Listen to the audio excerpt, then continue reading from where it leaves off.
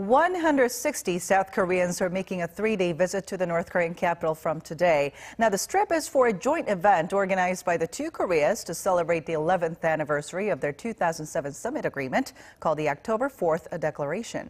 The delegation is expected to have arrived in Pyeongyang by now, and before leaving this morning, the delegates expressed anticipation about what promises to be a historic visit. Our Jung-hee tells us more.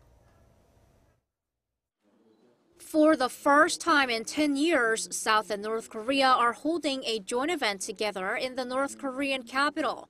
It's to celebrate the 11th anniversary of the October 4th Declaration adopted in 2007 by South Korea's late former President Roh Moo-hyun and North Korea's then leader Kim Jong-il. But this trip is even more meaningful than the past ones as it involves South Koreans from all walks of life. This is a trip not only by government officials but also members of the National Assembly, political parties, regional bodies, and civic groups. We will make this an opportunity to further solidify reconciliation, cooperation, and peace between the two Koreas.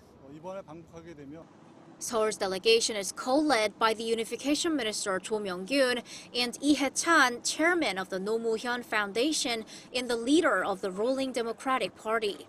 The Roh Moo-hyun Foundation was set up to commemorate the late former president. Roh's son, Roh Gun-ho, is also traveling to Pyongyang, which draws attention to whether the sons of the leaders that adopted the declaration, Roh himself and Kim Jong-un, could exchange greetings. Inter-Korean relations have reached a historic phase. We are seeing some opportunities that can't be missed.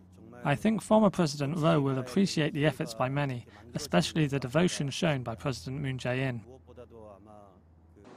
The joint celebratory event will be held on Friday at People's Culture Palace in Pyongyang. But besides attending that event, the South Korean delegation will be touring some key spots in Pyongyang, watching North Korean performances, and most importantly, meeting their North Korean counterparts for talks. I expect there will be discussions on setting the schedules for various inter-Korean talks and the basic direction for necessary follow-up measures to implement the Pyongyang Joint Declaration.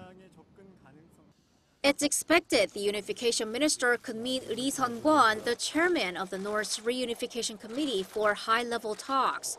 Seoul's Vice Health Minister and Cultural Heritage Administrator are also joining the delegation, which means they too could meet their counterparts to discuss medical and cultural cooperation.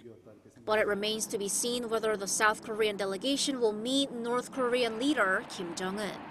Jung-hee, Arirang News.